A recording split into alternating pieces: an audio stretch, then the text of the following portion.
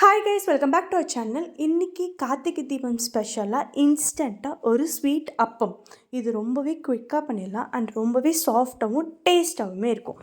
இதை எப்படி பண்ணுறோம் அப்படின்னா, இதுக்கு ஒரு பேனில் 1/2 கப் வெல்லம் நான் இன்றைக்கி எடுத்திருக்கேன். உங்களுக்கு ஸ்வீட்னஸ் இன்னும் வேணும் அப்படின்னா இன்னும் கொஞ்சம் நீங்கள் எடுத்துக்கலாம். இதில் லைட்டாக வாட்டர் ஆட் பண்ணி நல்லா வெல்லம் கரையிற அளவுக்கு மட்டும் நம்ம ரெடி பண்ணிக்கிறோம்.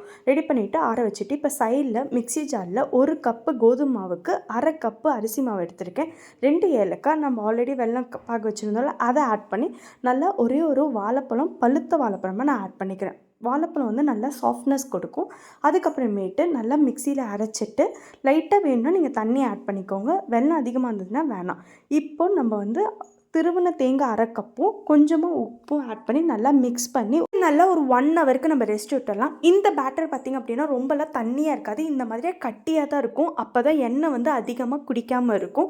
இப்போ ஒரு பேனில் ஆயில் ஆட் பண்ணி லோ டு மீடியம் ஃப்ளேமில் நம்ம ஒவ்வொன்றா போட்டோம் அப்படின்னா நல்லா உப்பி வரும். 2 சைடுமே நல்லா கோல்டன் கலர் ஆனோடனே நம்ம எடுத்தோம் அப்படின்னா நம்ம இன்ஸ்டன்ட் அப்பம் ready.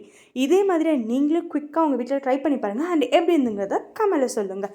Thanks for watching this video. Bye.